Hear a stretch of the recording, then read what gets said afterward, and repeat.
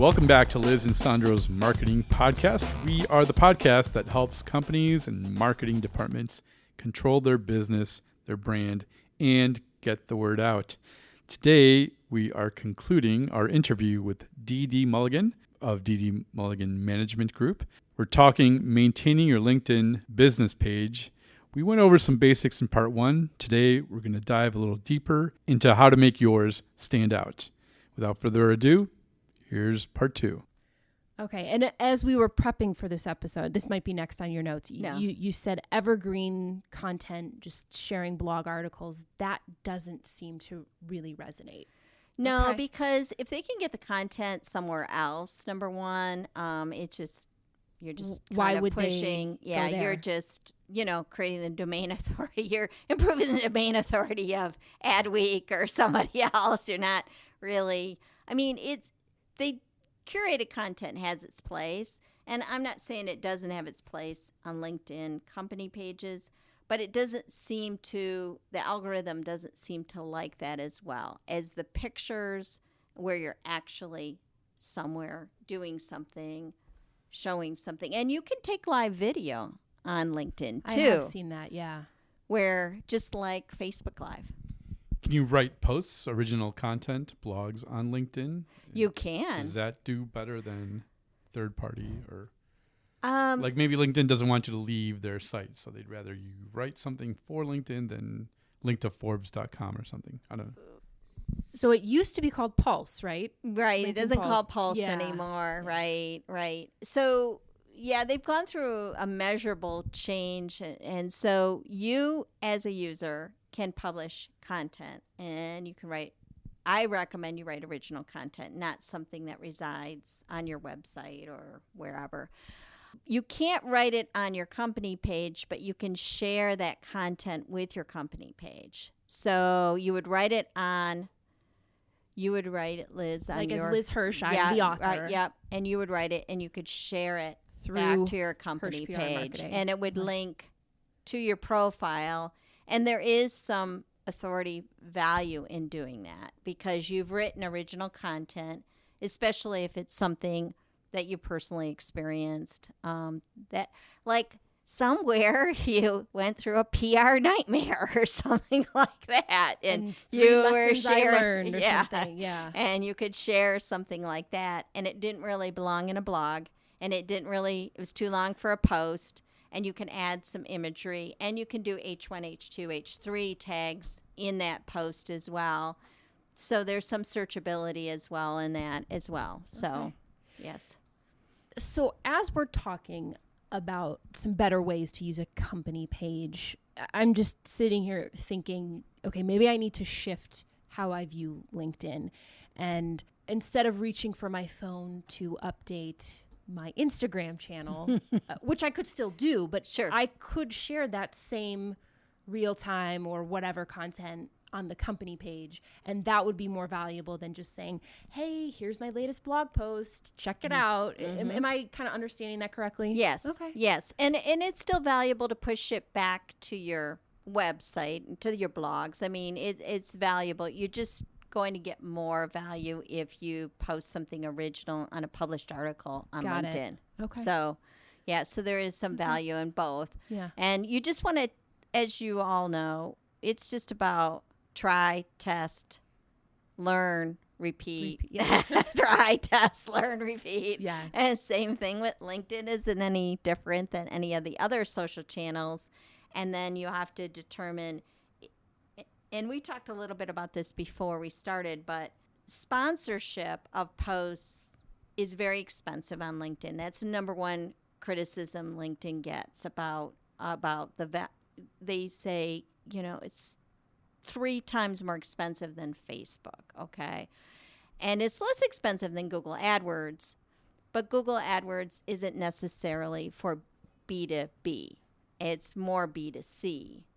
So one of the things that I just listened to a podcast recently from Michael Stelzner on Social Media Examiner, and he had someone on there that was a LinkedIn expert on ads.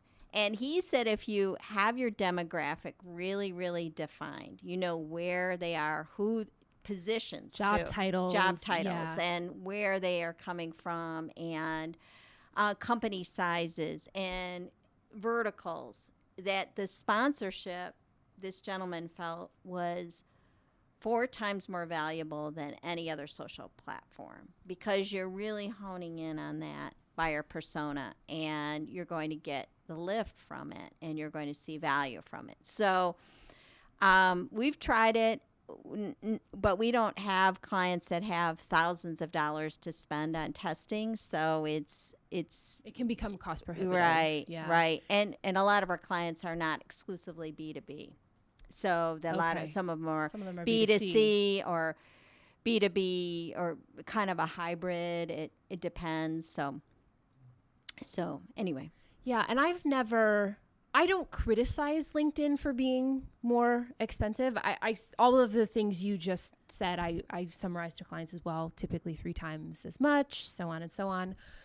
I always kind of position it like, well, it's a smaller network, and you're probably going up against some big corporations. Like I've seen Microsoft and big companies advertising on LinkedIn, and we're bidding against them. So you gotta, deep pockets, right. And you just, not that it's right or wrong, good or bad, but just be prepared to drop a little bit of extra change on your LinkedIn ads.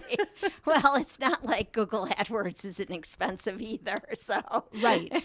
So you could be paying almost as much as AdWords. I mean, depending on your budget. So, but I do believe if you're targeting exclusive B2B, and you're targeting a specific geographic area, and who's buying your services.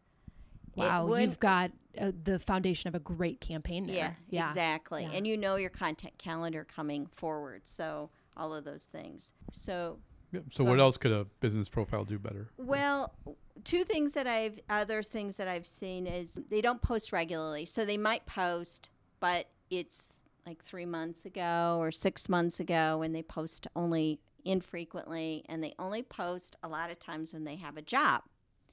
Okay, they have a job opening. They want to skirt the LinkedIn paid thing because they're too small. You can pay to promote a job opening. Yeah, right? Okay, yeah.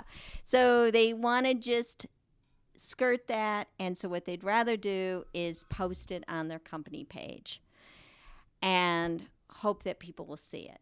Well, usually they won't see it because you've posted infrequently. So you're not even going to come up on a Google search for your company page. A LinkedIn search or Google? Yeah, even a Google search for LinkedIn. So how are they going to know that you have a job opening? And as we were talking earlier, even if they came to your company page and all they see are job opening, they know nothing about your culture. So they know nothing about your work environment or what kind of people do you hire. And so what people are looking for now. Or why do you have all of these job openings? That seems suspicious. Yeah, exactly. Do you have a lot of turnover? Are you growing? What's going on here? So most of the time, we recommend that you have photos, high quality photos, but not stock photos of people that are engaging in work or at an event or smiling, enjoying their work, or do work anniversaries, new employees, all the things that we normally do but might not do on LinkedIn, right? And those sort of things set the company culture, right? So people can go to it and find out what kind of place is this? What kind of business dress is it? What are the hours expected? Do people have fun? Do they look like they're having fun? Or does it look really serious? So those sort of things are good things to post as well. And then when you have a job opening, people will be like, oh, I understand this culture, or I get it, right? I love it. Yeah. So that's one thing that they need to do. And so rather than just posting, now LinkedIn has recently gone to hashtags. I'm not sure what their strategy is with that, because it's definitely not Instagram. It's not searchable, and they're trying to make up to three hashtags that are your own. Okay. Okay. So like Hirsch PR hashtag? Like Yes. That will be your own. Okay. Yes. Your company hashtag. Mm-hmm. Always Coca-Cola or something like that. Right. And But the search functionality is not what it is on a Twitter or a link or, Or an Instagram. Instagram, yeah. Correct. Okay. correct. So that whole strategy is yet to be defined, but they really, really are pushing companies to put these hashtags over there and then incorporate them in the posts. So that's okay, but you have to have text in there. We had one company we worked with who had a lot of job openings, and they were just posting the picture of the job opening with a lot of text in it and then just using hashtags. Well, Google can't read the text that's on the image. So I said, you need to actually put some words up there and why someone would want to come to work for you and what sort of talent you're looking for. So it was a little bit of an educational process to do that. Always hand-holding with clients. Right.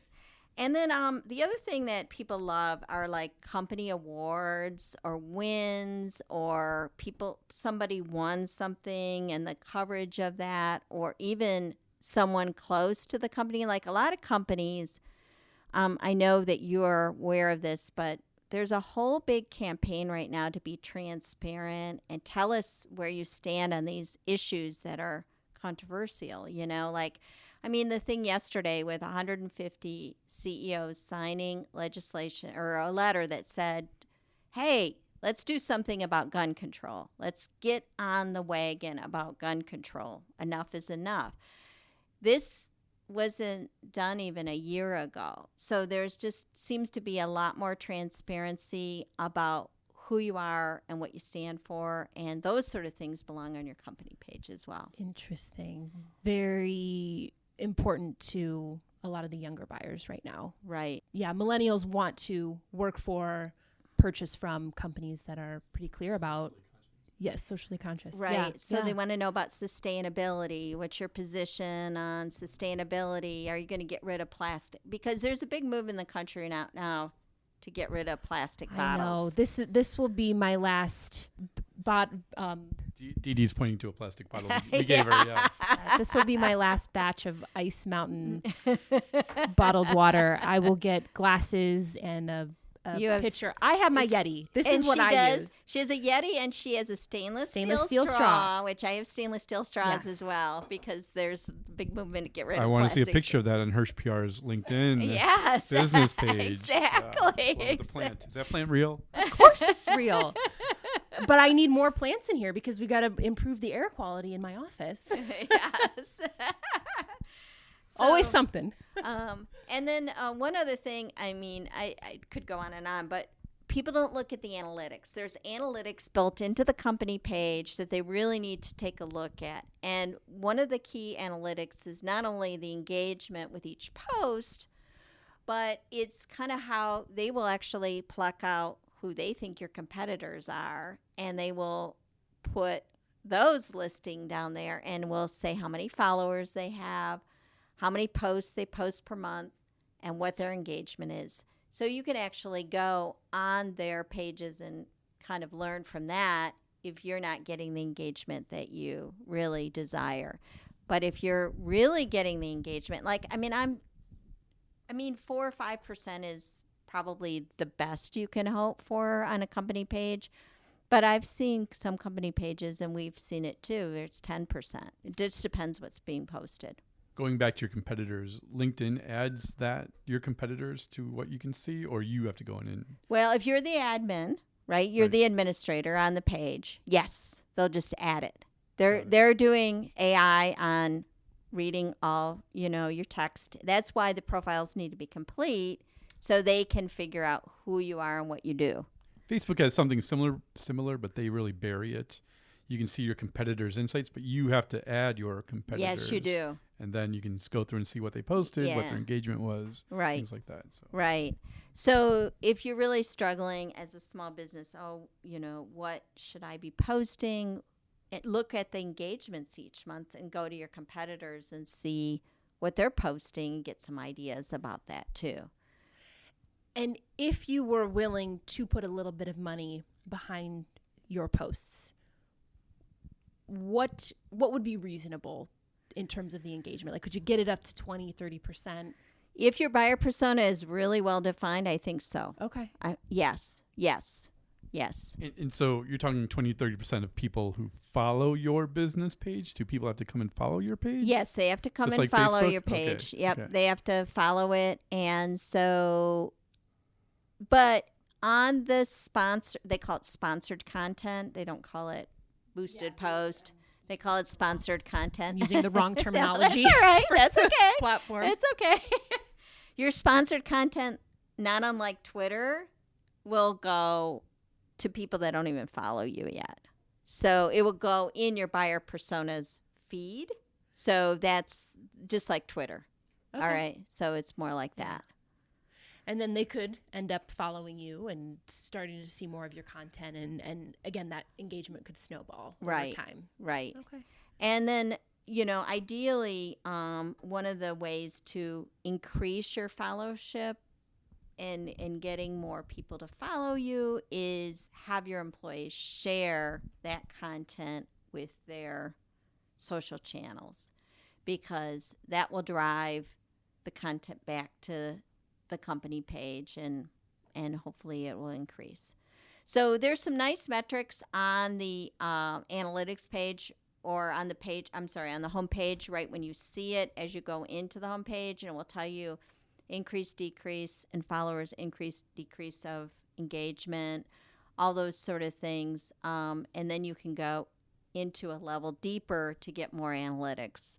It's not as good as Facebook's analytics. Facebook has much deeper analytics, but the one thing I do like about it is it'll tell you how many HR managers you have, like, that are viewing your page, or how many grant development. What it will tell you by title, the percentage that are looking at your post or following your page. So both. Do a lot of nonprofits have their own pages? 'Cause Some do, yes. We do manage one. Right. so right. then they could see how many people, like potential sponsors, or can you see the company that looked at your No, company just page? just Individual just the Oh. type of title. title. Got it. Title, yeah. And then you'll see the monthly engagement.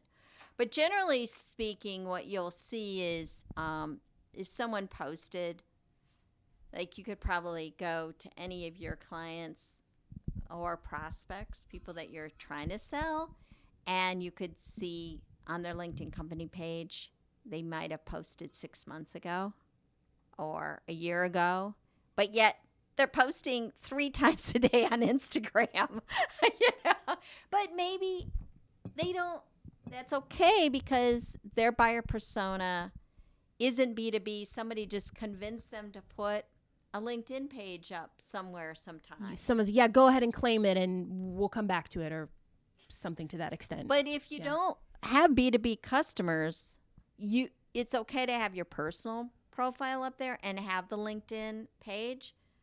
If it's not important, then just set it and forget it. I mean, it's just not going to come up in search, and spend most of your time on the other appropriate ones, channels. and then start looking into TikTok, because that's the new one that's coming up. Sandro, I feel like every time we get together, Sandro mentions TikTok, and I don't. Admittedly, I don't have an account yet. I don't either, but I'm gonna start to look into it. Once a week, I pick up my niece and nephews, and she was 7 years old, telling me, talking about TikTok, and I'm like, "What's this TikTok?" That was 2 years ago or a year ago. And, Yeah. So what if I'm a B2C company, but then I realize I could do B2B? What if I'm a tailor that can come to your office, but I generally have my own storefront?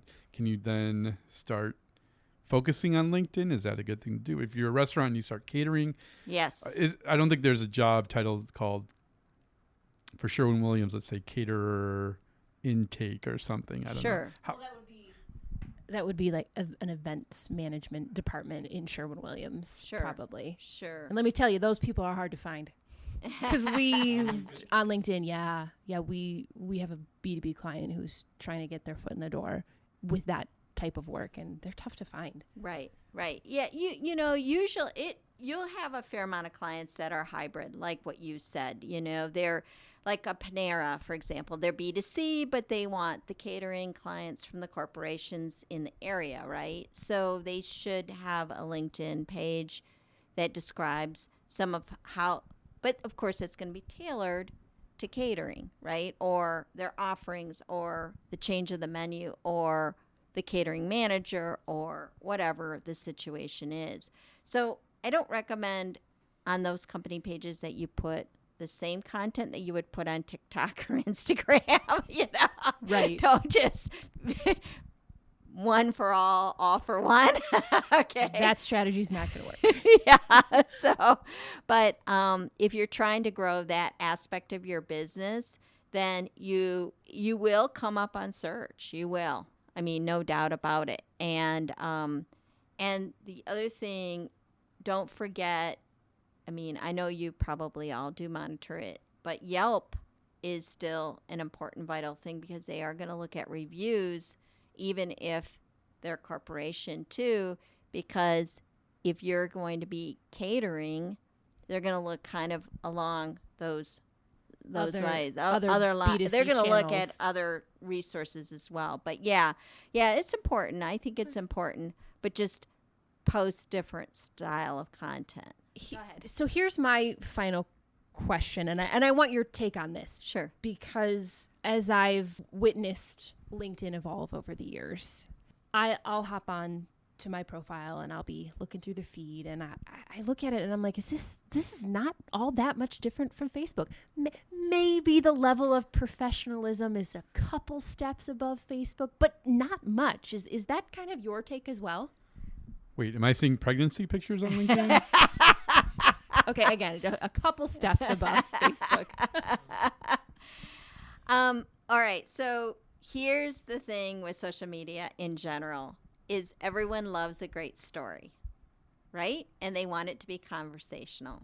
So if you can turn whatever that event is into a story that's worth hearing, then people are still people, and they still emote to that story, whatever that story is. So yes and no. I mean, I think there's still a fair amount of people still think LinkedIn is exclusively jobs. That's why they don't pay any attention to it until they lose their job. And then all of a sudden they're connecting to 50 people a day, which is not what I'm also a Hudson Job Search advisor. So we don't recommend that people just do that. Suddenly hop on and start connecting with a bunch of people. Ignore their LinkedIn profile.